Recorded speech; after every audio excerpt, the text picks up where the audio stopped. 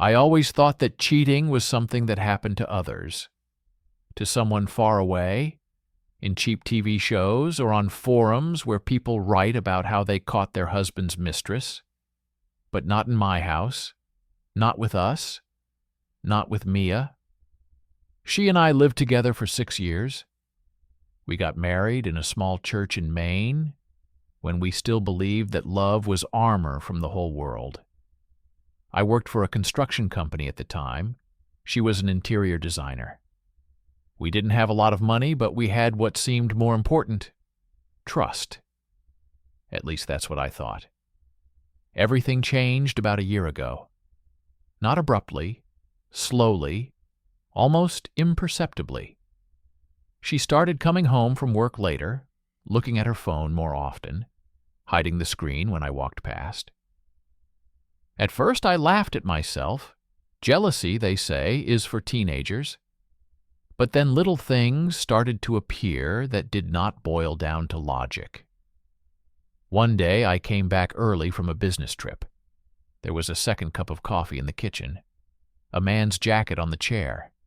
She said it was a colleague who came in. They were discussing a project.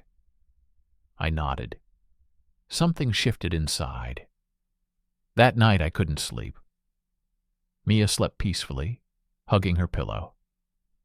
I looked at her face and found myself thinking that I no longer knew who was in front of me. The person I had trusted with my life, or an actress who could pretend better than anyone else. The next morning I checked my phone. Not hers, but mine. I installed a location tracking app under the pretext of meeting after work would be more convenient. She smiled and agreed. In the first few weeks, everything seemed normal. Work, office, cafe. But one day, when she said she was going to meet a client downtown, the GPS showed the address of a motel outside the city. I couldn't believe it. I sat in the car in front of the house and just stared at the screen for an hour. Then I got out, started the engine, and drove there. The motel was old, with a neon sign saying, Blue Heron Inn. The parking lot was half empty. I pulled over to the side of the road, not getting too close. My hands were shaking. The door to room 17 opened. She came out. Smiling, relaxed, with a sparkle in her eyes that I hadn't seen in a long time. Not with me. A man walked beside her, tall in a dark shirt. His hand was on her waist. They kissed before getting into the car. The moment when something inside you breaks doesn't sound loud. It's silence. The silence in which you suddenly hear the air getting heavier. I sat in the car for another 10 minutes while they drove off. Then I started the engine and just drove in the opposite direction. Without a plan, without understanding what to do next. That evening she returned home late as usual. The kitchen smelled of her perfume, warm with hints of jasmine. She said that the meeting was delayed. I nodded. I smiled. I pretended to believe. But from that moment on, something inside me changed. The days dragged on like rubber bands. I began to notice every little thing. The new dress she hadn't shown me. The changed password on her phone. Even the way she spoke, short, detached phrases, like someone who was no longer here. I tried to talk. Me? You've changed? I said one night as we were having dinner. She didn't even look up. It's just a lot of work. It's different. I can feel it. She smiled. Coldly. James, you're making it up. And then I realized the truth never comes with words. It comes by chance. The following week, I received a Facebook message from a woman I didn't know. The profile picture was a black ribbon. The name was Sarah Crane. Are you James Anderson? Yes? We need to talk about your wife. I stared at the screen, unsure of how to react. The message looked like a phishing scam or a joke. But a few minutes later, a photo arrived. Mia, was in the same motel. The same man. Only this time, she was crying, holding his hand. There was police tape in the background. "He's my brother," Sarah wrote. "And he's dead." I was thrown into a cold sweat. I dialed her number. She answered quietly, almost in a whisper. "I don't know what happened between them," she said. "But the day he died, the last call from his phone was to your wife." "What?" "My brother is a detective. He was investigating a case that might have involved her." The world went silent for a moment. After talking to Sarah, I sit in the car for a long time without starting the engine. My house is lit, the living room shimmers with warm light, and inside me, it is dark. The last message hangs on the screen. "My brother is a detective. Last call, Mia." I reread these words over and over until a completely practical thought appears in my head. If this is true, there must be traces. I enter the house quietly, like a thief in my own life. Mia is in the kitchen, washing glasses. Her movements are smooth, precise. She has always hated water stains. A sense of absurdity overwhelms me. I look at her and think not of love, not even of betrayal, but of fingerprints on the glass. "You're late," she calls over her shoulder. "Are you okay?" "Yes," I answer quickly. "I'm just late." We hardly speak. She goes to the shower and I sit down at the table and turn on my laptop. If her number is the last one the detective has, our operator will have the records. I don't have access, but there is another way. Our family account. I open the operator's office, enter the joint login that we created in the first year of marriage. The password is old, but it works. The call log looks clean. Too clean. Almost nothing this week. 2 calls from my mother, 1 from me. I know it's a lie.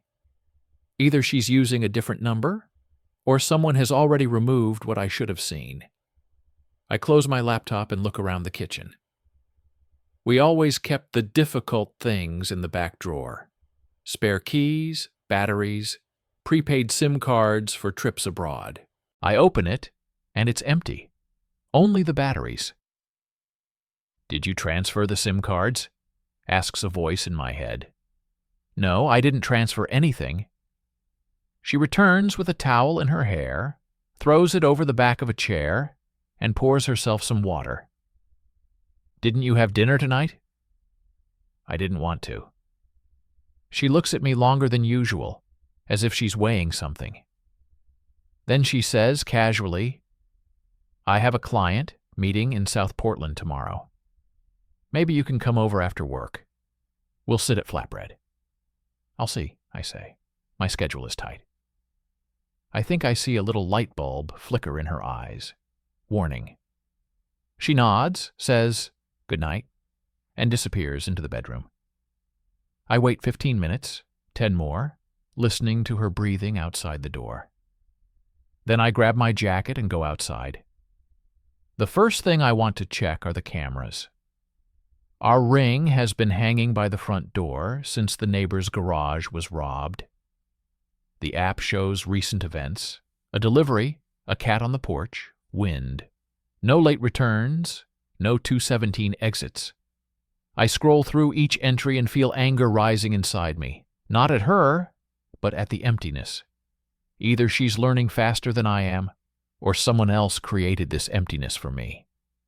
I check the settings and see a small thing. Guest user, enabled. A guest with the right to view and delete clips. Date added, a week ago. I look for the email. manders.design plus home ugmail. Her emergency registration box, which she never told me about, but which I saw once in the Wi-Fi list. She added a guest with administrator rights, then cleared the nightly events. Or someone did it from her phone. I unplug the device. A simple action, like closing a creaking door. At night, I dream that the house is a cardboard model. I open the roof with my palm, like a box, and see that she and I are figures made of wire. She stands by the window and talks to a shadow. The shadow doesn't answer, but writes down everything it hears. I wake up from the feeling that someone is breathing in the darkness next to me, and for a long time I can't fall back asleep. At 6 in the morning, I'm at a Starbucks near the freeway. The coffee is bitter and plastic, but I need something to hold in my hands. I text Sarah. "Let's meet."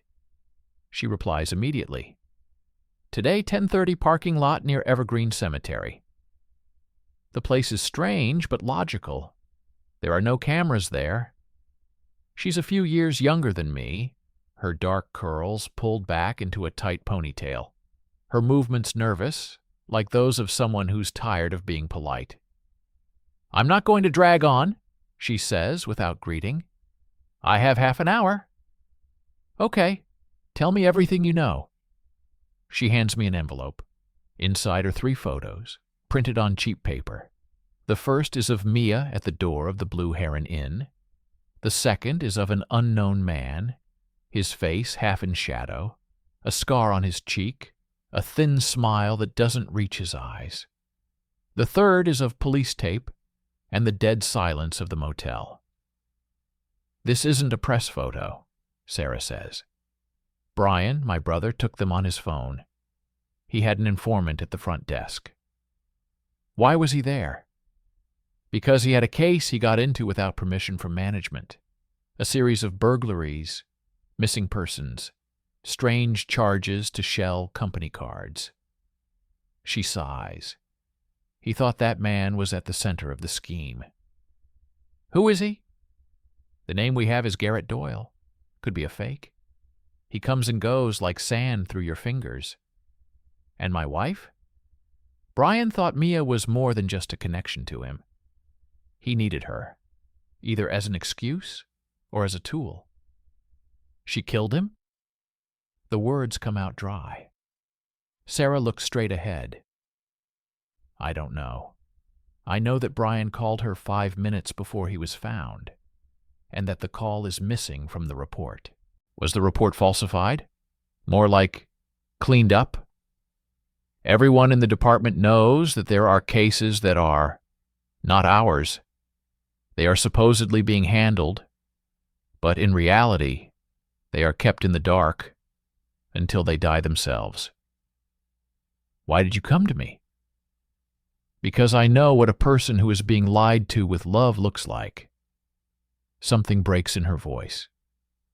"And because if I go alone, they will either not hear me or ask me to switch my attention." She gives me another piece of paper, a copy of a fragment of a bank statement.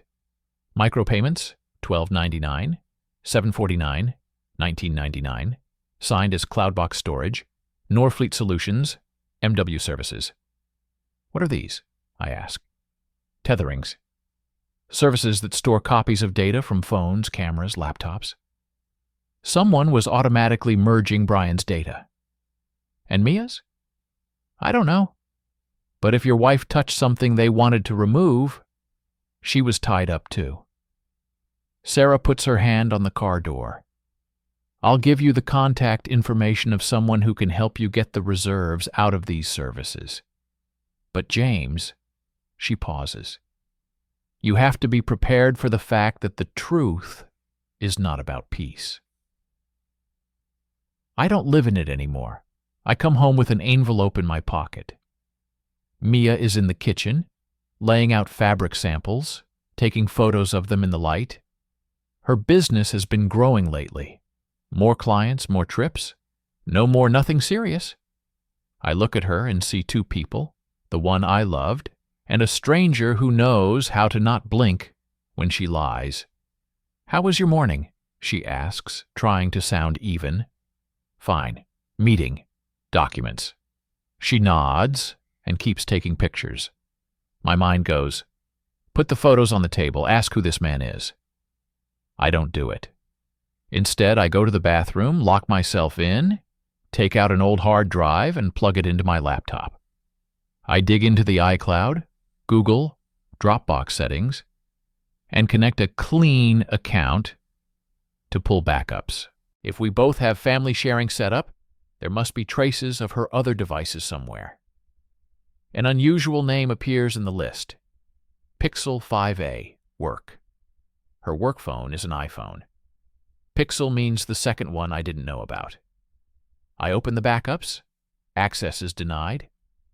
But the metadata is visible. The last backup was 3 nights ago. The geolocation is Storage U-Lock, Riverside Industrial Park.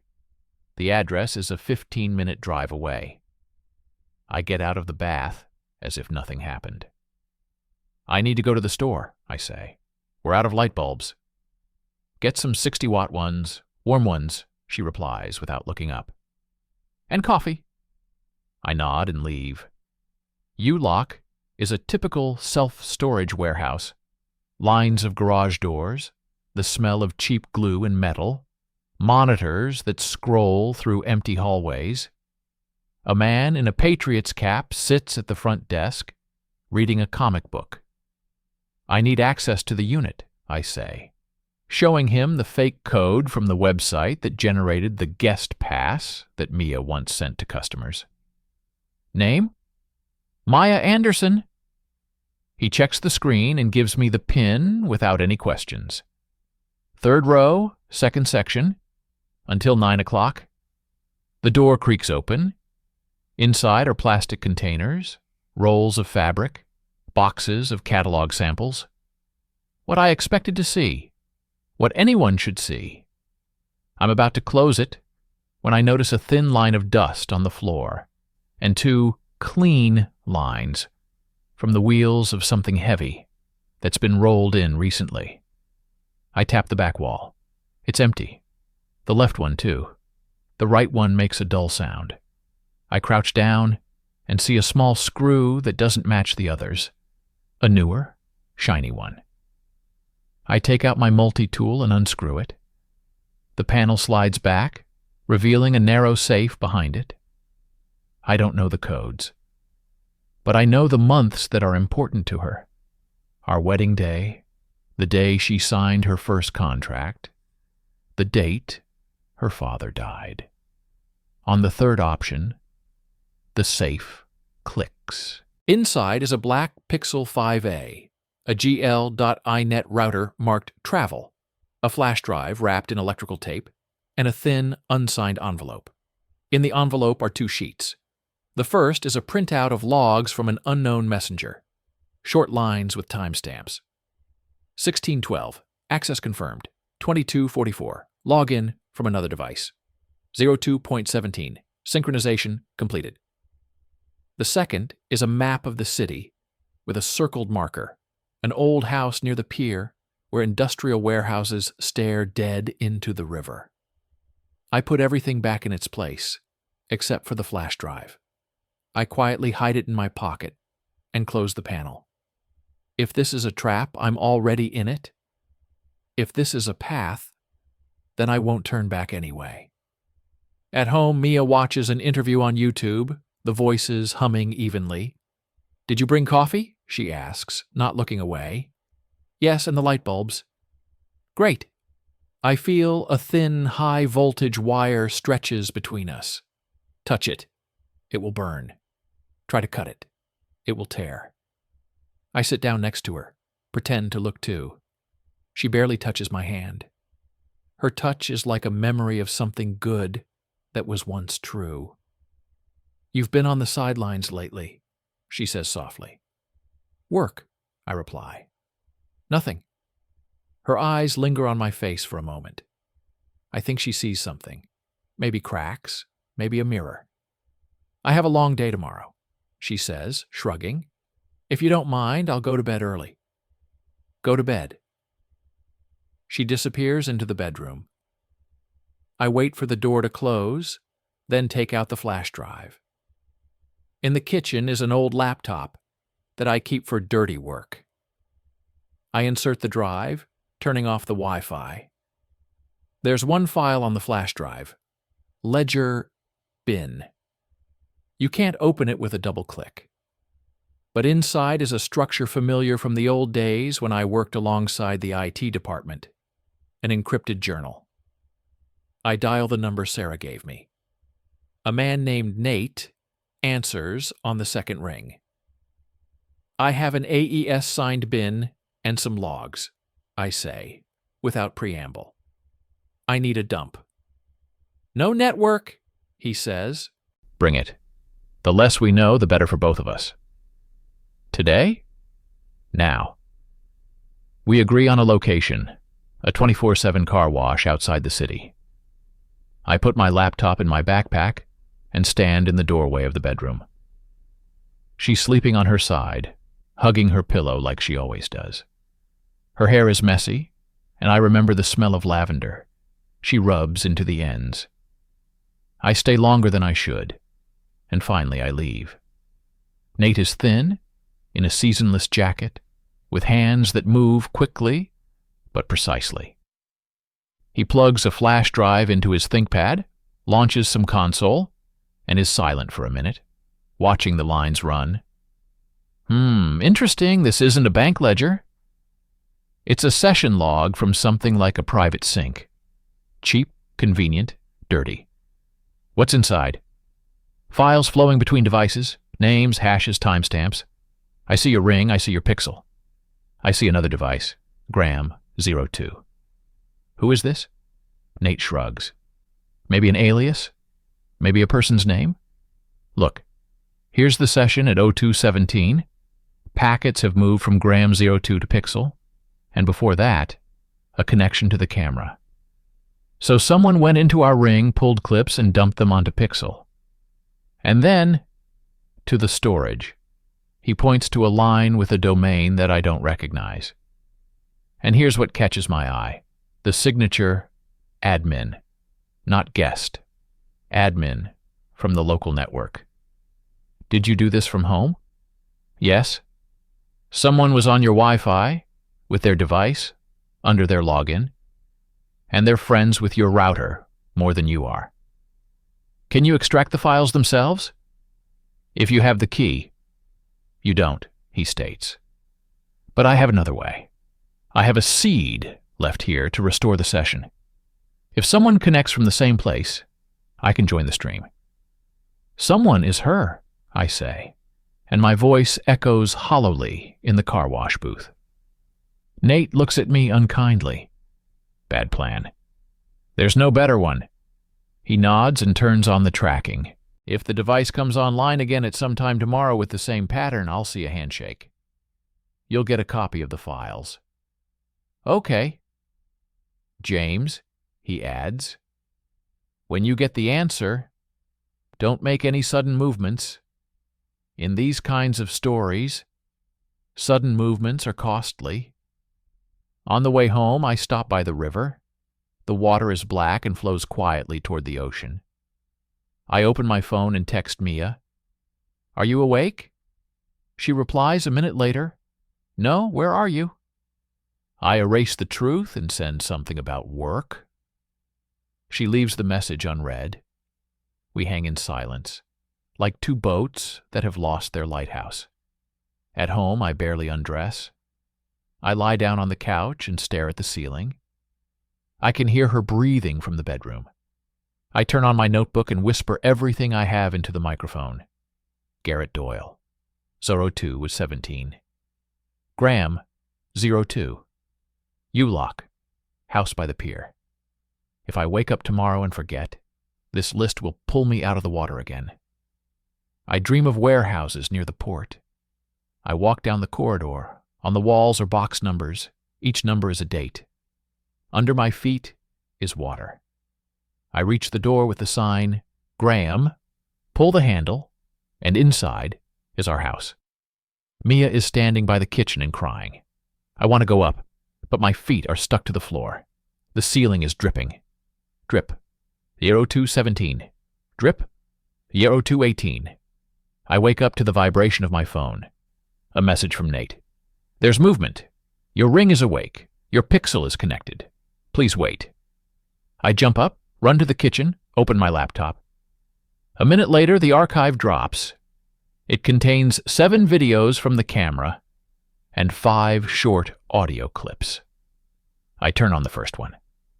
On the screen is our living room. Late at night. A lamp on the floor. A shadow on the wall. Mia enters from the left. She speaks softly, tensely. The second voice is male, I can't see it. They don't touch each other. She says, "I did as you asked." He replies, "Then we're even." Then she says, "What if he finds out?" And he says, "Then make sure he doesn't find out." I rewind. The next video is the front door. A man with a scar on his cheek enters with a key. The word key keeps ringing in my head. He was at our house. When? How? He goes straight to the router. He pulls a small box out of his pocket, the same travel router as in the safe. He plugs it in, presses a button. The clip cuts off. The third video is of the kitchen table, an envelope like the one I saw in the boxing ring. She's shaking. He says, "2 nights, Marie." Then silence. Marie. He doesn't call her by her first name. She doesn't object. I open the audio. Clear fragments, cut from a longer conversation. "The last call is for you. Do you understand? I didn't do anything. You did exactly as much as I asked. He's not your problem. He's a problem if he asks questions." I turn off the sound. My heart is pounding like a mad hammer. I'm no longer giddy with jealousy. I'm sickened by something else. She's inside something that eats people. And I'm next on the list if I start fussing. I can hear her footsteps from the bedroom. I manage to close my laptop. She comes out in a t-shirt, her eyes squinted, like someone who didn't wake up from an alarm clock. "You haven't gone to bed yet? You can't sleep? I dreamed about my dad." She sits down opposite me and rubs her temples. "He said I was doing stupid things."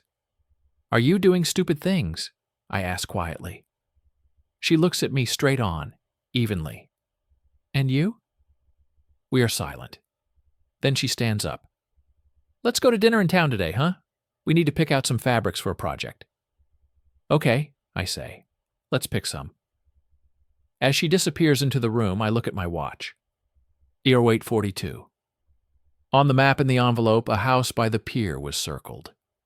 I know I have to go there, today, while she's around, while I have the alibi of tissues and coffee, and while I still look like someone just doing Sunday chores. We drive into town in the same car. She turns on the radio. The song sounds too cheerful. I pretend to listen, but I count the traffic lights and the cameras at the intersections. At Flatbread, we order pizza. She tells me about a customer who wants something warm, but not beige. I nod in the right places, remembering the little things, the waitress's smile, the smell of the wood-fired oven, the time on the clock. "I'll stop by Joanne's for one thing," she says as we leave. "Meet me in the parking lot in 20 minutes? "Meet me," I say, and my words sound like an agreement, but really like a farewell to the truth. We're both pretending not to know. I get in the car and head straight for the pier. The warehouse buildings are like unmarked boxes. The house circled on the map differs only in that there is no lock on the door. Inside is an empty space, a concrete floor, the smell of old fish and metal. In the far corner is a table. On it is a GL.inet router, a blinking LED. Next to it is a tablet in standby mode. I touch the screen. The web interface is open on a tablet. Sync Hub. The user field is Graham02. Last activity is today, 08:43.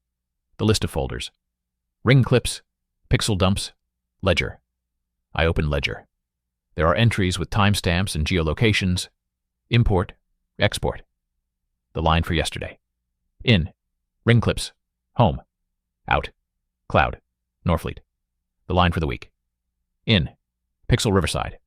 Out, local, Graham Stash. I scroll through, ring clips. I see not only the 7 videos I already have, but dozens more cut away. In one of them, I'm sleeping on the couch. In another, she's sitting on the floor crying, holding the same envelope in her hand. In the third, the man with the scar opens the safe in our cubicle. My mouth goes dry. So they knew about the safe, long before I did. So what I found is leftovers. The door creaks behind me. The cold becomes tangible, like skin on water. I turn around. At the door is Garrett Doyle, alive. A scar runs from his cheekbone to the corner of his mouth. His eyes are clear and tired. He takes his time. He closes the door behind him, puts the key in his pocket. He smiles without joy. I was wondering who would finally show up, he says casually, like a barista seeing a regular customer. And there you are, a man. Where's Brian Crane? I ask, my voice strange. If you're here, you've seen enough to stop asking stupid questions. He's dead because of you? He's dead because he went where he shouldn't. Garrett looks at the tablet, blinks, and turns off the screen. Like you are now. What do you want? I ask. That you do what a smart person does when they see an abyss. He stops. He turns. And her? The words come out faster than the thoughts. Mia. He raises an eyebrow. Marie? She's already made her choice, twice. They won't let her have a third time. Why do you call her Marie? Because that's what her name was when we met. Sometimes people change their names when they want to get out of their own way. You'll try too if you don't learn to keep your mouth shut. You got into my house with a key, I say. You connected to my router. You forced her. No one forced her. His voice becomes even, almost tired. She came because she thought she was saving you. And she did save you. From things you can't play. What do you mean? That some schemes are not based on money, but on silence. You speak, and the chain falls apart. And when the chain falls apart, the screws tighten. Right here, in our humble states.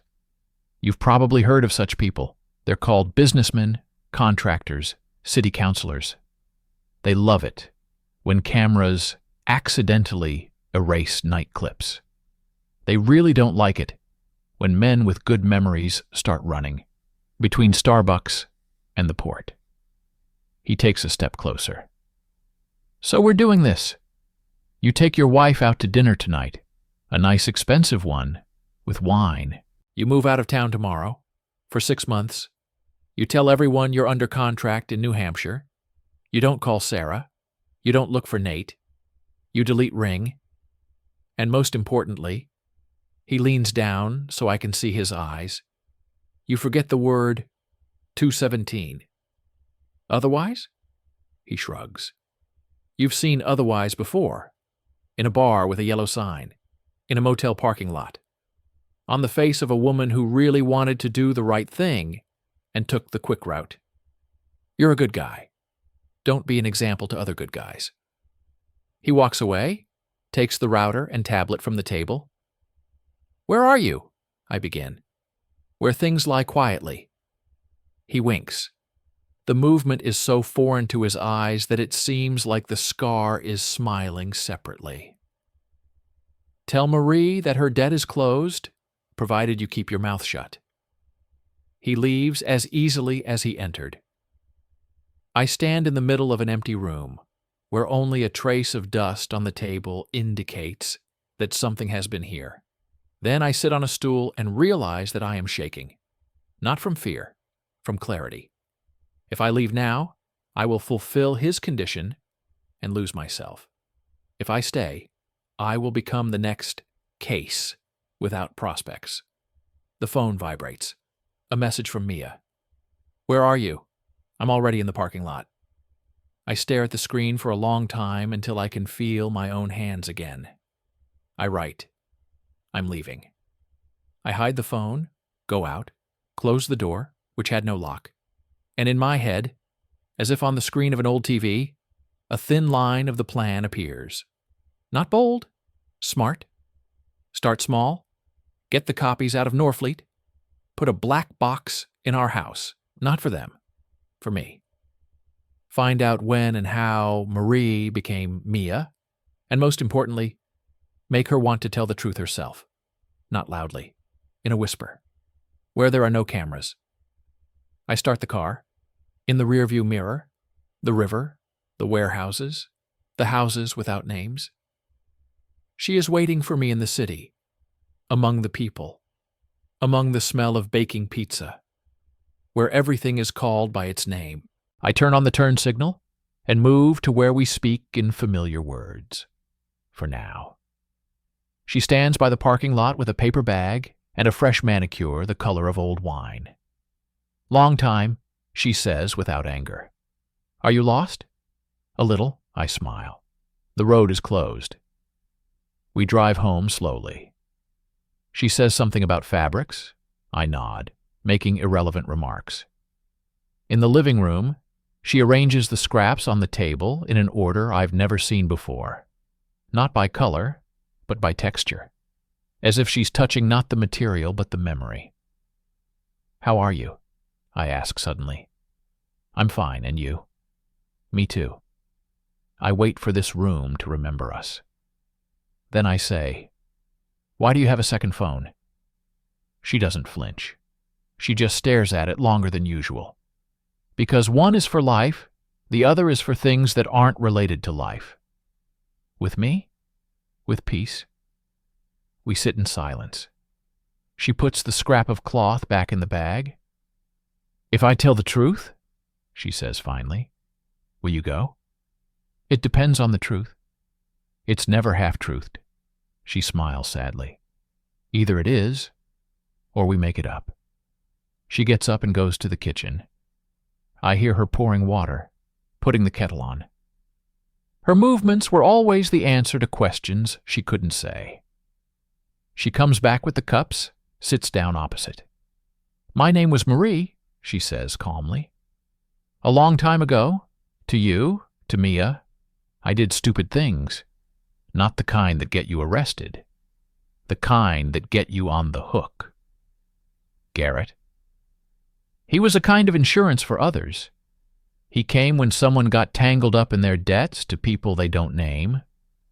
I was that kind of person. He helped them get out. What did you pay for? For silence. She looks out the window, where the evening is filled with neon, and for what they call services, to do, to pass on, to make the system not notice. Why didn't you tell me? Because you were my way of becoming different. If I told, I would have taken away our chance. And Brian? He went where he shouldn't, she repeats Garrett's words, but her voice cracks. And so the last call was mine. He realized he had touched a real thread. I told him to go away. He didn't have time. You? I take a deep breath. Were you with Garrett? If you're asking about cheating, yes. She doesn't laugh, doesn't look away. But not in the way it's in the movies. It wasn't about love. It was about control. About being reminded of where I came from and where I'd go if I made a wrong move. She places her hands on the table. James, I know what's worse than betrayal is betrayal that's justified for you. I did that. And that's a lie, too. Why are you talking today? Because someone already knows everything. She nods to the window, as if Garrett were standing there. And because I'm tired of choosing between two names. I listen to the kettle ticking softly in the kitchen. Not because the water has boiled, it's because it's cooled. I open my mouth, but at that moment my phone vibrates. Nate. Not home. Log in from a nearby node. Copies have gone to another server. Someone is cleaning. Second message. Be careful. It looks like there's external access to your Wi-Fi via guests. I put the phone face down. You can go, she says quietly. I won't hold it. I'm not going anywhere today, I reply. But we don't live the way we used to. I know. We sit for another minute. Then she says, if you're not home by 10 tomorrow, don't come in through the main entrance. Why? Because sometimes people come in through the main entrance who don't have to knock. She gets up and goes to the bedroom. I remain silent with the kettle cold. My head hums like a transformer. Guests. External access. Another server. I walk over to the router, remove the guest Wi-Fi cable, and disconnect the WPS button. I turn on my black box, the tiny network traffic recorder Nate gave me. It glows with a small diode, like a firefly in the grass. I return to the table where there are scraps of fabric. Warm, cold, rough, smooth. The world has become the same lately, with surfaces that are easy to confuse if you look only with your eyes. I touch each one and think. It is easier to distinguish by touch. The phone vibrates again. From Sarah. I got a text from the police station. My brother's case is officially closed. Accident.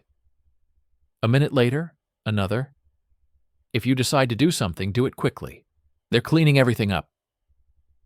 I look out the dark window and think of the water in a river. It never stops. It always flows. I get up, turning off the light. Tomorrow morning we'll go out of town, I say, into the darkness. To the sea. Okay, comes a voice from the bedroom. If the sea is still ours. I smile the way people smile who don't yet know whose sea it is. I'm not a hero, and I'm not a detective. I'm a man who was lied to, and who is learning not to lie to himself. And tomorrow, when the door opens, not the main one, we'll either leave this house together or one by one. But we'll definitely leave. The morning begins before dawn. I wake up to the sound of the air in the house hissing softly, like when the electricity hasn't woken up yet, but is already thinking about it. Mia lies on the edge of the bed, facing the window. Her hand dangles as if groping for something in the dark. I get up silently, grab my backpack and phone, and check my black box in the living room. The LED is blinking less frequently than yesterday. That's good. There's less traffic, or the guests haven't arrived yet. At 6:12, I text Nate, "Need copies from Norfleet. Today." The answer comes almost instantly. "There is a contact. The window is 90 minutes from 8:30. Will you make it?" "Yes." "I will send the location in 10 minutes. I like the way he writes, like a person who knows the value of unnecessary words. While the coffee brews, I take out a small plastic bag from my backpack, a tiny QR sticker, and a piece of thin wire. Nate gave it to me yesterday. On the edge. It does a simple thing. If you stick it on your router and plug the wire into the right port, it leaves a tail, a silent channel through which you can enter, even if the door is closed. Yesterday, I didn't risk it. Today, I put it in my pocket in case I have to do something stupid right. Are you awake yet? Mia's voice appears behind me like an echo. Work, I say, as honestly as possible. We have to leave early. She looks at me over the top of her mug. I'll pack my things for the sea, she says after a pause. If the sea is still ours. Today it will be ours, I answer. And for the first time in a few days, I don't feel like I'm lying.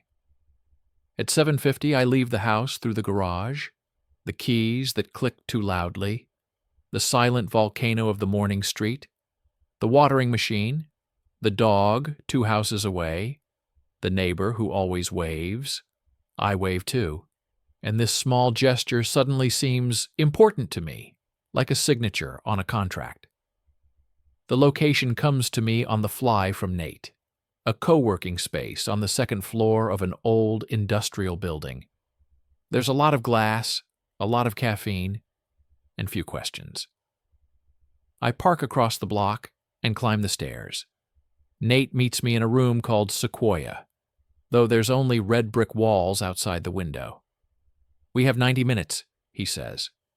Then the window closes. "What window?" "One of their nodes is doing a delayed key rotation. I found a cache they forgot to clean. Today is my birthday," he adds without a smile.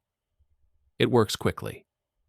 He inserts my flash drive, mixes its seed with the same cache, and bangs on the keyboard as if he were playing an old piano. The lines appear on the screen. Norfleet Sync Hub, Node Mirror, Read Only. The folders are almost the same as those on the tablet in the dock. Ring clips, pixel dumps, ledger, plus one more, internal. And there is something cold in this name. "We'll take everything," Nate says, "but the main thing is internal. What's in there? We'll find out." The vault is slow. Even the status bar grows cautiously, as if it doesn't want to scare us. I look out the window and notice the familiar details. A man in a park of ice cream trucks, a cat basking on the hood of a pickup truck, a woman in headphones running past with coffee. Life calmly unfolds its newspaper and doesn't read our news. After 27 minutes, we have a dump. Nate unpacks onto an Air laptop without any tethering. "Look," he says, and shows the ledger. A text journal, laconic, like an accountant who doesn't like metaphors. Dates, hashes, directions. The interesting thing starts 3 weeks ago. Lines marked Crane Bryan and case 4162. Next to it, Manderson alias Marie. My throat tightens. They even keep my wife in 2 columns. 4162 is their internal numbering, Nate mutters. There should be a map in internal. He opens it, and we fall into something beyond cameras and phones, an internal list of incoming and outgoing accesses. Among the dozens of lines are familiar names: Norfleet Legal, City Procurement, Dioli Garrett, Crane Bryan, and the labels: hold, scrub, burn. Scrub to clean, says Nate. Burn to burn. In every sense. There's a hold on Crane Bryan. I point to the line. The date is yesterday. Then close, accident. So they first held, then closed as an accident. A standard song. Are there any record routes? There are. Nate opens a network map. Here's the node we pulled from. Here's your home node. Here's the port node, Graham. On the port node, a little to the side, burn is flashing. This is bad, says Nate shortly. Very bad. At that moment, his phone makes a short, almost inaudible tick. What? Someone picked up your home gesture. Nate raises his eyebrows. External access. They're checking to see if you're home. I'm not home. Mia is. Then we have a minimum of time, he says. I'll print the extracts, put them on a USB, encrypt them, and you go home. If there are guests, don't be heroic. Do it wisely. He hands over a small black flash drive with a green sticker. The password is the first 6 digits of your wedding date and the last 3 digits of the ring serial number. I don't remember the serial number. Do you remember? He says, looking as if a shelf with the correct cells will appear in my head right now. And it does. I see the ring box in the garage, and how I pull out the serial number from last summer when I transferred the camera to a different Wi-Fi. Those numbers live there. I really remember them. On the way out, Nate holds my hand. James, if the guests are already in the house, don't fight. Don't play it cool. Distract. Stay alive. We already have something they're killing for. I nod and run down the stairs. The air outside is sharper than it was an hour ago. The city feels like the skin of a tin soldier. When I return to our street, I see it from afar. It's still the same, with only a barely noticeable difference: an unbranded minibus on the corner, in which you can transport anything, except people with a calm heart. I park in a neighboring alley, walk through the yards, enter through the gate at the back. The key goes into the lock softly, and it's strangely reassuring. At least the door is still ours. Silence in the living room, the smell of coffee in the kitchen, a voice in the hallway. I said, at 10, "It's Mia." "Yes, I understand. No, not him. I'm alone." A pause. Then, another voice, on loud, dry and round as a stone. "Marie, no initiative. You're leaving in the evening. Today. Do I understand?" "Yes. Without him. Do I understand?" "Yes," she says, more quietly. I enter. She stands at the table with the phone in her hand. Her gaze immediately finds me and doesn't change. Only her fingers clench tighter. "Was that him?" I ask. "One of them," he said. "Without me?" "Yes." "And you?" And I said, "Yes," she replies. And there's something in her "yes" that I hear as "wait." The sound of a minibus door slamming comes from the street. A short, metallic ding. I approach the window out of the corner of my eye, 2 of them. Dark jackets, caps. One is talking into a headset. The other is looking at his phone like a compass. "Are they here?" I ask. They're always here when they say, "later." Mia takes a step closer. "Listen carefully. Take your backpack, your documents, your flash drive, anything you need. You'll walk through the backyard to the school stadium. Get an Uber there. I'll write you the address." "And you?" "And I'll go right." She nods toward the front door. "They came for me. If I don't come out, they'll come in themselves. If I do, we'll buy time." "Don't do that," I say automatically. "I've been playing this game for years, James." She places her hand on my cheek. "I know how to lose to win. You'll learn. I don't want to learn without you." "You do? You just don't know it yet." We are standing almost face to face. I want to say something big, right? Like in the movies. But my brain is working in plan mode. Flash drive. In my pocket. Black box. Pick it up. QR sticker. Stick it at the last second. Back door. Key in my pocket. Stadium. Across the alley. Uber. Not my account. The doorbell rings. Not intrusive. Polite. The second. The third is short. "Go," she says. "No," I answer. "And instead do something else." I quickly go into the closet, unscrew the cover on the router, which I could do with my eyes closed for a long time, connect a thin wire to the spare port, and stick the QR patch to the case from below, where no one looks unless they know where.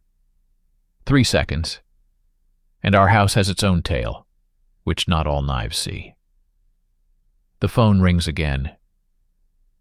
"Good morning, Miss Anderson." A voice comes through the door, too polite. "We have a quick question about your project in South Portland." She glances at me. "Go." I nod. I go out into the yard, run along the path between the trees to the gate, behind the gate, a narrow passage between the fences. It leads to the sports field, as I had planned. Behind me, in the house, the lock clicks. The command, "Open." I don't turn around. At the stadium, kids are throwing balls. The coach is yelling, "One more time." I sit down on the bleachers, pretending to text. In reality, I'm looking at Google Maps and choosing a meeting point with Nate. Not ours. A new one. The phone pings. Mia gives me the address. 17 Old Lighthouse Ard. I imagine a lighthouse showing the way, and I smile bitterly. Sometimes lighthouses are traps. Uber arrives in 5 minutes. The driver is young, loud. Where to? 17 Old Lighthouse Road. Wow, romantic, he says and turns on the radio. As I drive past our block, I glance over. The van is still standing. On the porch are 2 people in jackets. The door's open. They politely let Mia through. She comes out, composed, wearing the coat I bought her for Christmas. She turns her head, no, not toward me, toward the sky, and walks with them to the van, like someone who knows this isn't the end. Is everything okay? The driver asks. Yes, I say. I'm just remembering whether I turned off the stove or not. 17. Old Lighthouse Ard is not a lighthouse. It's an old fisherman's house on a hill overlooking the sea. The door is not locked. Inside is empty, but not dirty. On the table is a thermos of coffee and a sticky note. Pour yourself. Wait. The signature is the 2 letters SC, Sarah Crane. I pour coffee, and its smell removes the fatigue, but not the tension. 10 minutes later, Sarah arrives. She is wearing a windbreaker. Her hair is tied in a ponytail, just like yesterday. They took her, I say, instead of hello. So the plan is working, she replies. If they really took her, they are carrying her, not cleaning. The difference? Carrying means checking loyalty and taking her out of the chessboard without making a fuss. Cleaning means she doesn't finish. When they carry, we have time. We have the data, I say, and put the flash drive with the green sticker on the table. Internal, ledger, roots, hold, scrub, burn. That's more than I expected, Sarah says, and for a moment her eyes go blank and glow at the same time. If we prove that the accident was a decision from internal, it will go higher. Higher where? To the press, she answers, but not right away. First, to a journalist who isn't afraid to lose friends. She plugs the flash drive into her laptop, enters the password I just collected from my memory and the serial number, and opens the files. I'll dump this to Nate, she says. He'll sort it out and give me clean, junk-free extracts. He's already in the loop. Great. And now here's the news. Someone called G wrote to me last night. Garrett? Maybe, maybe not. G wrote, tell Marie's husband. If he wants her to live to dinner, he shouldn't play hacker. Too late, I say. Already played. Then keep playing, but in a different league. Sarah lowers her voice. We're not going to the police. We're going to the city hall, to the contractors. They're registered there, no worse than they are on your network. And Mia? We'll look for where she was taken in parallel. I have a friend in the probation service, not their structure, but they exchange information. If they lead, there will be a tiny trace, a pass to the warehouse, a parking lot, at least some kind of log. They burned the port node yesterday, I say. Nate's map had burn. So Graham is the past. The new place is different. Old lighthouse, I ask.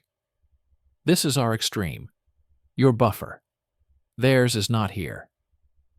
She takes a piece of paper, draws 3 circles. City, row, cloud. In the center she writes, Marie. I won't call her Marie, I say. I don't want to either, Sarah replies. But as long as they call her that, we have to understand that Mia doesn't exist for them. And everything we do is turn her away from that name. The phone jingles on the table, a message from an unknown number. I liked your courtesy yesterday. Hold on to it. Dinner is tonight at 7:00 p.m. Seaglass. 1. I show it to Sarah. Gee, she says. Going to contact. It's a trap. Any dinner with a G is a trap. She mentally flipped through the options. But sometimes you have to walk into a trap with a knife and a way out. I have an exit in the router, I say. It's barely noticeable. Save it for home. Another one for dinner. Listen, James. We're going to Seaglass together. You go in the main one. I'll sit 2 sections behind. If anything goes wrong, the phone under the table, half press, and they'll bring us the bill. Bill is our signal for let's go. He invited 1. He expects 1. We'll give 1, plus invisible. They love invisibility, she says with a strange smile. We'll give them ours. I nod. As we make our plan, I feel 2 people coming together inside me. The one who believed the words in the kitchen, and the one who learned to read online magazines like weather maps before a storm. I didn't choose the second life, but you can get out of it alive if you don't play the hero. What about Mia? Until the evening, I ask. If they lead, they will drive her to the checkpoint, have a conversation, show her the carrot and stick. They will not scare her with you, with themselves. Will she return home? If they trust her, yes. If not, they will check through the mirror. They will pretend that they have returned. But in fact, Sarah purses her lips. Let's do this. At 5 p.m., Nate and I will watch your tail on the router. If their handshake appears, we will see it. I finish my coffee. At sea, under the window, the light is covered with a thin film, like a bottle that has just been opened. Time plays against us, and for us at the same time. If we hurry, we will do something stupid. If we drag it out, we will lose a person. Okay, I say. Quiet until 5 p.m. At 7 p.m., Seaglass. And also, she stops me at the door. If you can tell her at least once, I believe you, do it. Not as a tool, as the truth for this moment. I've seen people get their name back from that. I nod and step out into the wind. The day drags on like a rubber band stretched between 2 nails. I return home by detours. The minibus is gone. The doors are locked. Inside it's flat. I lean over to the router. Our tiny tail is blinking faintly, like a heart after a run. I open the tabs on my laptop. The traffic is quiet but lively. The notebook is working. At 4:52 p.m., a text message comes from Nate. There's going to be a handshake. Get ready. A minute later, another. Yes. There's a mirror connection through the guest. Someone is watching to see if you're home. I position the laptop so that the camera is looking at me. I'm home. For the person watching, that's enough. For me, knowing they're watching is enough. At 5:14 p.m., another ping. Second node, new node, signature shell. Haven't seen it before. I gulp air. New site, new scheme. Good. Bad. At 6:10 p.m., I leave for Seaglass. It's a restaurant on the waterfront where people drink white wine and talk about sea glass, like souls washed ashore, but they look beautiful. I arrive on time and tell the hostess, a table for 7 p.m. The name is Graham. Please, she says, not blinking. Your table is by the window. I sit down. I order water. I breathe. 3 minutes later, he appears. Garrett doesn't hide. His coat is dark. His face is the same. He sits down opposite, not waiting for an invitation. He takes off his gloves. Good evening, he says, as if we're really here for dinner. Thanks for not having any friends. I don't have many, I reply, and they usually don't go where they're not invited. You've learned to speak like an adult, he nods. That's good. The waitress brings the menu. He even pretends to read it. Fish of the day, he throws it away without looking. And a salad. Water for 2. I'm for myself, I say. Today I'm for everyone, he replies and hands the menu back to me like a stone. I hear a soft rustling behind me. It's Sarah coming. She sits far away, as planned. I don't look back. Garrett doesn't either. We can all be invisible. "I like your discipline," he says as the waitress leaves. "You didn't call the police? You didn't go to the press? You saved your wife from her stupid impulses." "I didn't save her," I say. "She was taken away today." "She's being taken away," he says. "There's a difference." "I know. You know what else?" He leans forward. "I came here to offer you life. Real. No illusions. You're leaving for 6 months. She's on a cooling-off program. No contact. In 6 months, a new start." "Really?" I ask. "The truth is a luxury for those who haven't signed up for the real world." "Why did you call her Marie?" I return to where it burns me. "Because a name is a contract. She signed this contract long before you. You gave her another name, beautiful, Light. I'm not against Light. But Light loves a score, and here we are. The waitress puts plates on the table. We pretend to have dinner. Behind us, the sea water sparkles like broken glass. "Tell me," I say. "Brian Crane. Why an accident?" "Because he made it one for himself." Garrett pushes the plate away. "There's a noise limit in every system. He crossed the limit. We just let the sound die down. You have hold. Scrub. Burn in your ledger," I say evenly. I saw it. Garrett's gaze becomes very attentive for a moment. "You've seen a lot," he states. "More than befits a man who loves his wife." "That's why I'm sitting here." He takes a napkin and wipes his fingers, even though they're clean. "Okay. Conditions." He speaks as if reading from the memory planted in both of us. "You disappear tomorrow by noon. She, too. Your house. We will scrub. Your gadgets. We will take. In return, freedom. For her, especially. Do you call that freedom?" "In our geometry, yes." I lean forward. She said yesterday, "I did stupid things to be counted. I do stupid things too. But mine are careful. And one of them is this." I put a small white check on the table, a pre-printed receipt, with the table number and time. "This is the bill. If the waitress takes it, we'll go." "Where?" "Somewhere you don't like to be." "I like to be everywhere," he says, "as long as the light is on my side." At that moment, I feel the phone vibrate briefly in my pocket. A half press is our signal. I didn't press. Sarah did it. I look up. She's looking at me, nodding slightly. "Let's go." I don't see any danger, but I believe in the sign, for the first time in a long time, to someone else. "It looks like we've been paid," I say calmly and stand up. Garrett also stands up, slowly. "Have a great evening," he says. "Don't forget, tomorrow before noon. And another thing, if you try to play journalist, burn comes sooner than you think." "I'm not a journalist," I answer.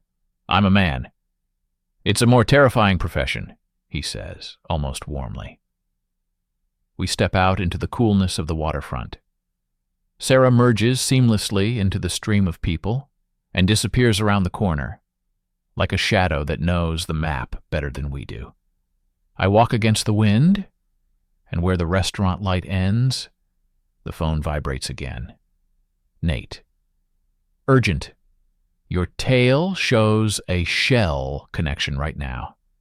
A massive scrub of your house is underway. 15 minutes and it's clean. If you need anything, pick it up right now. After that, it's empty." I turn around and run to the car. The sea to my left is making a noise like an intermittent breathing apparatus. The house is dark. Not just the lights are off. Darkness, with a dust-licked feeling. I open the back door. The lock isn't broken, but the air is different. The kitchen is empty. The living room is empty. The bedroom closet is empty. They didn't take away the things. They took away the traces. I kneel down by the router. Our little tail is still blinking. I take it out, put it in my pocket. Under the lamp is an empty table, like a blank slate. On it is a note, someone else's handwriting. Marie will be back when you're done fantasizing. No signature, no time, just these 2 sentences that I want to tear into atoms. I go to the nightstand, take out an old wedding album, and suddenly this gesture seems more important to me than flash drives and tales. I flip through the pages until I find a photo of her laughing, looking not at the camera, but through it at me. I put the photo in my pocket. I need something non-digital. The door behind me clicks. I turn. It's not Garrett at the door. It's a short woman in a jacket, her face familiar, even though I've never seen her before. "Hi, James," she says calmly. "I'm Lauren. I was asked to deliver something." "Who asked?" "People who like Scrub," she says. "But I don't like their music, so I came in person." "What exactly?" She hands me a small white box. Inside is a key card embossed with Colborne Storage, and a sticker with numbers. S12, 11:00 p.m. "What is this?" "Chance," Lauren says. "Or another trap. It's up to you what you call it." "Where's Mia?" "Where people learn to be silent," she says. "But not where people disappear yet. Hurry up, man. When glass on the shore looks beautiful, it's because the waves have been beating on it for a long time." She leaves as quietly as she entered. I stand with the key in my hand and realize the night is not over. She has only changed the scenery. The clock shows 9:42 p.m. There is a little over an hour until 11 p.m. Colborne Storage is across town, past the market. Sarah's voice rings in my head. Quickly, but not abruptly. And Mia's voice, "I did stupid things to be counted." And Nate's, "We already have something they kill for." I hide the key in my inner pocket, check that I have the flash drive with internal, and that the tail is there too, and go out. The door closes softly behind me, like a page in a book that hasn't been burned yet. Colborne Storage greets me with the light of cold lamps and the smell of dust, which is not wiped down here in principle. It is easier to see other people's traces. No one at the reception. The board above the door shows 2251. I walk down the corridor, where the tin doors of the boxes stand like safes with identical faces. Section S is on the right. Box numbered 12 is almost at the end. I slide the key card into the slot. A green stripe. The roller blind rises, and the sound of its chain seems louder than my footsteps. Inside there is an order that someone has not put together for themselves.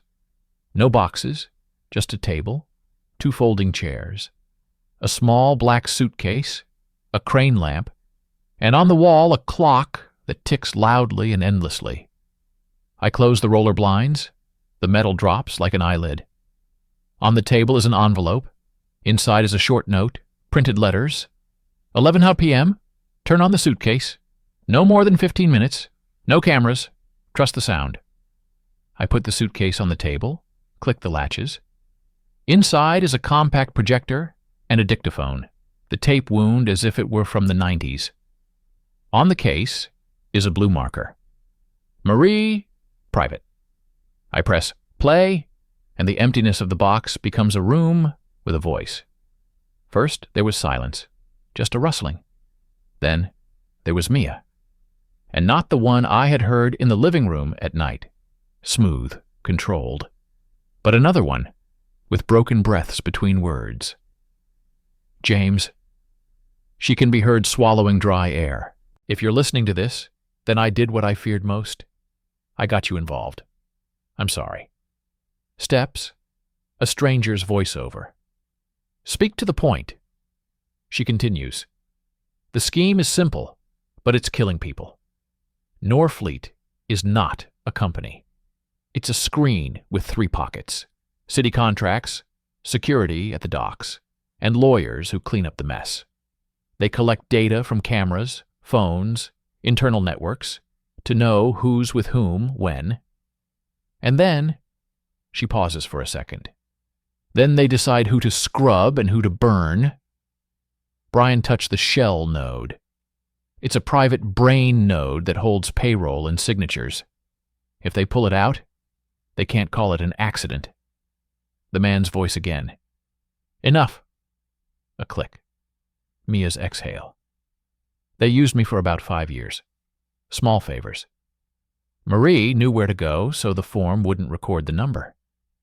Then he showed up, Garrett, and gave me a choice without a choice. I knew how to make the systems not notice, and became a convenient shadow for them. Click. The crunch of her fingers on the edge of the table is her habit. Listen, there's one more thing in the box. If you don't have time, don't open it. If you do, take it and put it somewhere where the lights don't go off when you ring the bell. And, she laughs for a second, very quietly and not at all happily, I want you to know, I didn't betray you against you. I betrayed myself, supposedly for you. That's worse, and I'm paying for it. But you're not. You have to leave here not clean, real. The recording breaks off. The projector starts up by itself. A grainy but readable image of the lists falls on the wall. A table with 3 columns and short labels. Hold, scrub, burn. On the right, dates below, signatures or initials. I read what I didn't want to see. DK next to city, procurement, MK next to legal, GD in the field line. Then, the line. Marie M. Anderson, status. Hold. Move. The date is today. Shell index flashes in the corner of the screen. I take pictures on my phone, quickly, but enough to be recognized. Then, the projector turns off by itself. The recorder remains. I press stop and notice there is a false bottom in the suitcase. My fingers find the latch themselves. Under it, a flat metal wallet with an NFC tag and a card without inscriptions. On the card, exactly 1 line, like a scar without a face. Opposite the table is a panel. I hadn't seen it, but now I see it. The screws turn more easily than they should. Behind the panel is a narrow niche. At the bottom is a yellow envelope folder and an old smartphone. On the envelope is the words Shell Access, written in a greasy marker. Inside are QR codes printed on paper and a sheet with 3 lines of instructions. Turn on the phone. Do not connect Wi-Fi. Scan the codes sequentially. Time, 5 minutes. Each code is a one-time key. Purpose, archive, Shell index, Shell ledger, Shell people. The clock on the wall clicks 11:09 p.m. I have less than 5 minutes, according to the note. I turn on my phone. Airplane mode. Camera. The first code is index. The line, seed accepted, 180S, appears on the screen. The second is ledger. Grant 120S. The third is people. Pending, 60S. The phone vibrates every 30 seconds, reflecting the pulse of time. I stand over the table like a surgeon over a heart that cannot be lost. At the 40th second, there is a subtle noise in the corridor. At the 30th, the phone says, push sent. At the 20th, the roller shutter is softly touched by the wind or someone's hand.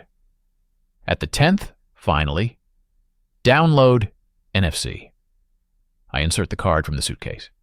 Okay. The screen goes blank. The phone becomes an ordinary brick. I breathe. I put everything back together. The suitcase as it was. I screw the panel until it clicks, which is not audible. I hide the card under my t-shirt, the yellow envelope in the inside pocket, the recorder in the same place. The clock shows 11:13 p.m. I hadn't had time to think about where I was going when the shutters were lightly touched from the outside. Once, as if by accident. The second, as if we're here. The third, as if the sound after which they usually say, "Open up." "Wait a minute," I shout in the voice of someone who doesn't want to be disturbed but has no choice. I drag my suitcase closer to the door. I put my card in the lock. The roller blind rises 1/2 meter, just enough for me to see my sneakers and the bottom of my black pants. "Mr. Anderson?" The voice is female even. "Administration, your sensor is not working. We need to check it." I open it wider, just enough for 2 people to enter the slot, her and the man behind her. The only badges are staff. I take a step back, giving them space. She walks through and immediately takes in everything with her eyes. The table, the chair, the suitcase, empty, the projector, off. The man remains at the entrance. "Quick," she says, not to me, into the headset. "Rate sensor." I see a tattoo on her arm, a thin line that runs down her palm like a river map. "Sorry for bothering you all night," I say. "I'll just grab my documents and go." "Of course," she smiles politely. "Good night." They come out just as evenly. The blinds are lowered. I stand in the middle of the box and realize I have just packed part of my life into a piece of plastic with an NFC tag. The rest into my voice, which is trying not to break. When I step outside, the air feels lighter than it should be after you've just crossed the line. I drive past empty intersections, and the city stares at me through empty storefronts, the way people look when they're tired of pretending. The window light is still on at Old Lighthouse. Sarah opens it almost immediately. She's wearing a jacket and carrying a laptop, as if she knew I'd be running over right now. "Is there?" he asks. "Is there?" I place the card, the envelope, the recorder on the table. And the recording. From her. Sarah swallows air, nods as if it hurts. Then we don't just have a story. We have an interior. She holds the card up to a reader. The same 3 nodes appear on the screen. Index, ledger, people. The files are heavy, but they open. Names, roles, amounts, routes. And under people are profiles, including Marie Manderson, 2 photos, before and after, and the notes. Verified loyalty, unstable, channel G. "We now know the name of the lawyer," says Sarah, "and who in city procurement signed off on contracts for Norfleet. This isn't just corruption. This is architecture." The phone pings. "Nate. Congratulations. Shell went down for 3 minutes, then got back up. I have a copy on file. But be careful. The cars are on their way to your house again. Looks like they're checking who you see in your dreams." "They can't sleep," I say. "And us," Sarah replies. "Tomorrow morning I'll give the excerpts to the journalist. Not everything. Just enough so that he doesn't back down, and just enough so that he doesn't guess where it came from. But today, there's something more important." "She?" "She." He nods. "If it's move today, they'll either take her to the suburbs or to a deserted facility in the city. I'll make one call. The probation officer owes me coffee. She goes into another room. I hear snippets. Random check. Car from the van. Bridge towards Sardinia Lane. She returns. There's a chance. The garage code in the Sardinia Lane block was opened today at 8:34 p.m. and 9:18 p.m. This is where the security rests, If we want, we have one night until they're moved. I mean now, I say. I mean now, she repeats. I feel my head becoming as clear as last year's frost. Patterns of simple movements are forming a path. Card in inner pocket. Recorder in left. Phone on silent. Location for Nate. Keys on right. We step out into the wind. Sardinia Lane is a row of garages under the expressway embankment, where the city hides its unwillingness to see itself. At night, it smells of gasoline and old anger. We drive up without lights, leaving the car on the corner. Nate whispers into our earpieces, "The cameras are old analog. The broadcast doesn't go online. You can breathe." The code that Sarah's friend gave her works. The garage door rises 5 feet high, just enough to crawl under and feel the metallic taste of the night air entering your ribs. Inside are 2 chairs, a thermos, an unfinished Gatorade, and in the corner is a locked grate. Behind the grate is a door. "Iron," Sarah says, looking at the lock, "but the stamp is cheap." I pull out the multi-tool. I bend down, find the tab, which breaks in 2 movements, as if we've been trained for it. The door opens. The room behind the bars is a narrow corridor and another door, this time without a lock. From it comes a warmer breath of air. We listen. Silence. "If there are people," I whisper, "we are not winning here." "If she is there, we have no time for heroes," Sarah whispers. "We have time for doors." We open it. Inside is light. A small room, a bed, a table. On the table is water and a packed sandwich. On the bed is Mia. She sits, her chin propped up on her leg, like she used to do when she was a child when she read books, and looks straight at us, ready not to flinch. The 3 of us look at each other for those seconds that make people either strangers or our own. I am the first to tear off this thin paper. "We're leaving," I say. "No," she replies. "We're leaving." Her voice is even. She stands up, slowly, but without swaying. On her wrist is a thin strip from a bracelet that has just been removed. On her neck is a faint red line from a pendant that has been taken away. She looks at Sarah and nods, as if they have known each other for a long time. "How many do we have?" she asks. 5 minutes, Sarah answers, while they're smoking and arguing about who's going to get coffee. "Then, take them out," says Mia. "I'll go in the middle." We leave by the same route. The garage door rises. The sky seems too big for a moment to hide under. We run to the car. No one screams. The night pretends not to notice us. At the traffic light 3 blocks away, Sarah finally exhales. "2 options," she says. "Old Lighthouse is risky, the first place they'll check. Or Nate's little house outside the city. There's no Wi-Fi or communication. Third," Mia says, "a place they won't go because they're not interested." "Where is that?" "Where the city doesn't like to go," she says. "Our first place, Greenville Court." They think poverty is invisibility. Indeed, Greenville Court is the old house where we lived for the first 2 years. It smells of washing powder and tired hallways. The cameras didn't work even when they were hung. I feel my neck thawing a little, like my muscles have loosened in a place that remembers me better than I am now. We go up to the 3rd floor.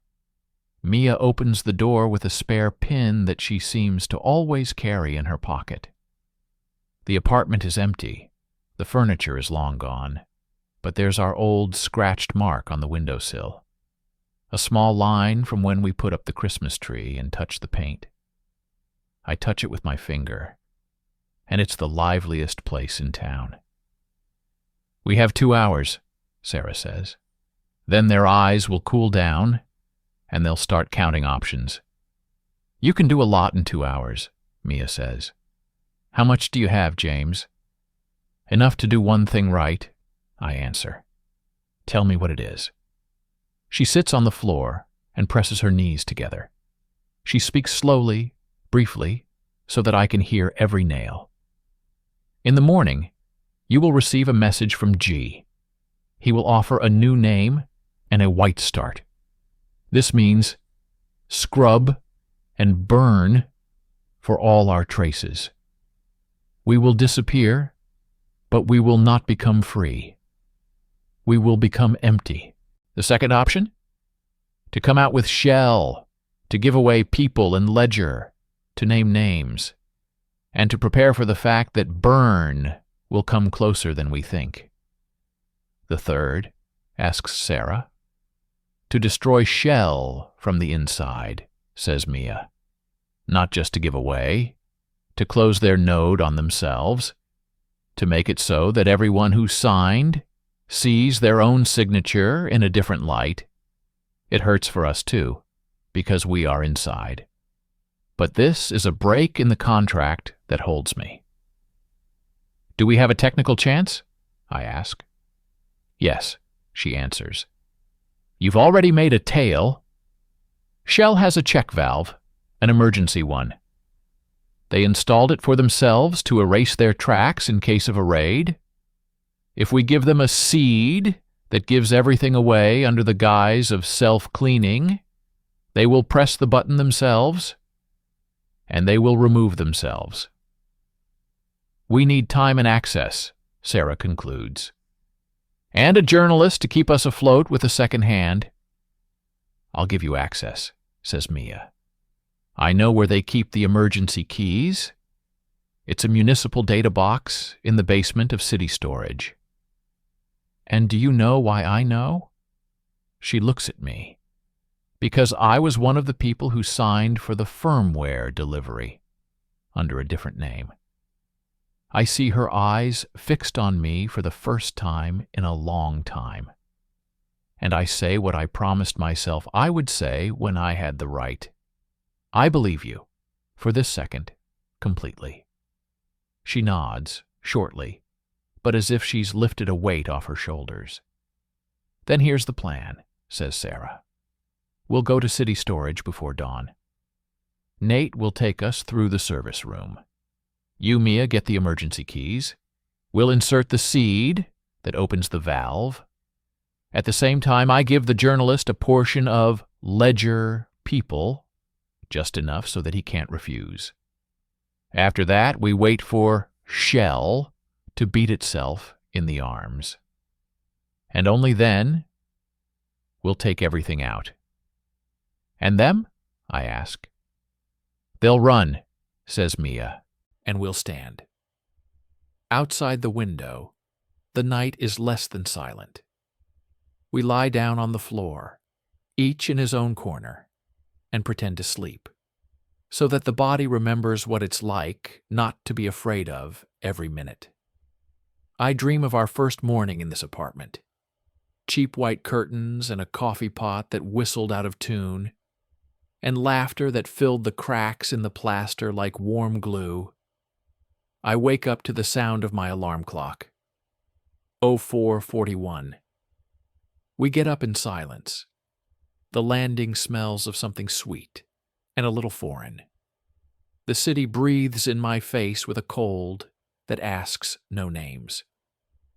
Let's go, says Mia, to get the keys that will make us visible.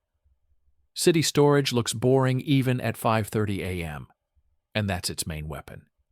Black brick service doors, hanging air conditioners, a no public access sign. Nate meets us in the basement in a technician's overalls, his laptop and battery under a cart, a coil of cable on top so it doesn't attract attention. 15 minutes, he whispers. Then the security changes, the cameras come to their senses. Shell likes morning sanitary breaks. That's when we'll press. In the corridor, there is a door with a sign saying network and backup. Mia's card opens it the first time. Inside it smells of dust from server cabinets and dried paint. In the corner there is a small metal box with the emergency logo of the city infrastructure. Emergency purge. The valve for purging is under a seal. They made it raid-proof, says Mia. If someone comes in with a warrant, the administrator has to protect privacy and click here. In effect, this dumps the active keys into the backup vault and cleans up the tracks. But if we slip in a seed, the backup becomes the spotlight. Nate connects his cart to the emergency port. So, the plan. I sow a seed on the fly, which says to shell. Raid confirmed. Pour into reserve. Our reserve is replaced with the journalist's public sandbox. He will only get hashes and routes, no personal data in the first step, but enough to start the engine. In 2 minutes, Shell will try to scrape the network and push our valve. We will get the signer logs. How long do we have until the replacement? Sarah asks. 2 minutes and 20 seconds after pressing, Nate answers. And after that, a marathon without us. I look at Mia. She removes the filling as calmly as she removed her wedding ring before the shower. Her fingers don't tremble. Ready? She asks. Yes, I say. But if we push, there's no going back. There's no going back since that night at the motel, she says. We've just been moving forward in reverse. She presses. A small beep. On Nate's screen are the lines. Emergency purge. Init. Shell. ACK. Redirect. OK. Got it, he says. Hold on. The seconds drag on like a wire in an old house. You can hear the current running through it. Then, a short electronic click. A map appears on the screen. The nodes light up like villages at night. City Proc, Norfleet Legal, Grahamfield, Shell Core. And below, a list. Names, initials, roles, amounts, routing tables. Nate copies the dump to a cold drive. In parallel, Sarah sends the first package to the journalist, legal and clean. There's contact, Sarah whispers. The journalist woke up. He said, I'll be in the office in 15 minutes. And just then, a heavier sound rolls down the hallway. Someone else's footsteps. Not the guards. Others. Those who walk on heels. Nate snaps the lid shut on the laptop. Mia snaps the seal back on, as if it had never been removed. We retreat into the shadows between the shelves. The door opens quietly. Garrett is the first to enter. Behind him are 2 men in service jackets without patches. Mornings with network operators are like coffee. Without it, your head hurts, he says lightly and immediately looks at the same box. Checking the signal. Someone was playing around here. He approaches. I feel the metallic taste of fear rise in my throat. And then something else covers it. Clarity. I step out of the shadows. Good morning. Were you looking for us? The 2 behind them tense up. Garrett raises his hand to stand. He looks me in the eye and smiles with the corner of his mouth where the scar is. You like effects? We could just go. That would be a different movie, I say. Without an ending. Endings are for people who believe stories end, he replies. Ours don't end. They just get scraped. He takes a step toward the emergency box. Mia comes out next to me. Right. One more step, and you'll press the valve against your own rules, she says. The system is in a raid. Everything you do will become part of the log, and it will go the same way as the first batch. Are you sure? He raises his eyebrows a little. Yes, she answers, because I wrote the raid instructions for you. This moment is like a thin thread over black water. He looks at it for a long time. Then he lowers his hand. You won this morning, he says quietly. Not the day, not life, the morning. Sometimes the morning is enough, Mia replies. Garrett takes a half step back. You have a 5-minute head start. Then the shell will change its skin. You'll get tired. The press will get tired. The city will get tired. We won't. We'll see, Sarah says from behind the rack. She comes out openly, wearing a press badge on her lanyard that wasn't there a second ago. Getting tired is my job. Garrett's eyes smile for a second, for the first time. Tell the journalist, when he first feels like he's losing friends, then he's doing well. He turns around. 2 officials follow him. The door closes so quietly that you want to check if they were there at all. Let's go, Nate says. The algorithm is catching up. When it's done, there'll be a lot of people here with keys. We exit through another corridor, climb the service stairs, into the dawn. The sky is already getting slightly warmer. Sarah's phone rings. She listens, nods, and says, "We'll publish it in stages. Without names, first the scheme, then the signatures, then the finances. And in the finale, why is this important, in simple words?" She hangs up. The flywheel has turned. The first headlines appear by 9. Not flashy, but solid. The Norfleet scheme. How private cleanups control city contracts and policing. In the middle are maps of nodes, totals, quotes from the ledger without personal data. But the next waves are already with names. DK from City Procurement, MK from the Legal Department, GD in the field. Reporters stand outside City Hall. Morning shows savor the word scrub. The TV in the coffee shop near our house speaks instead of music. We don't go to the front lines. We sit in Greenville Court, drinking cheap coffee from a vending machine, and listening to our city say the word systemic without irony for the first time in years. Mia is silent, her fingers gripping the paper cup so tightly that it almost cracks. "You know," I say, "we'll be called too." "I know," she nods, "and I'll go." "Will you tell me everything?" "I'll tell you just enough to make me believe it. The rest is in the documents." Sarah works nonstop, calls, meetings, exchanges.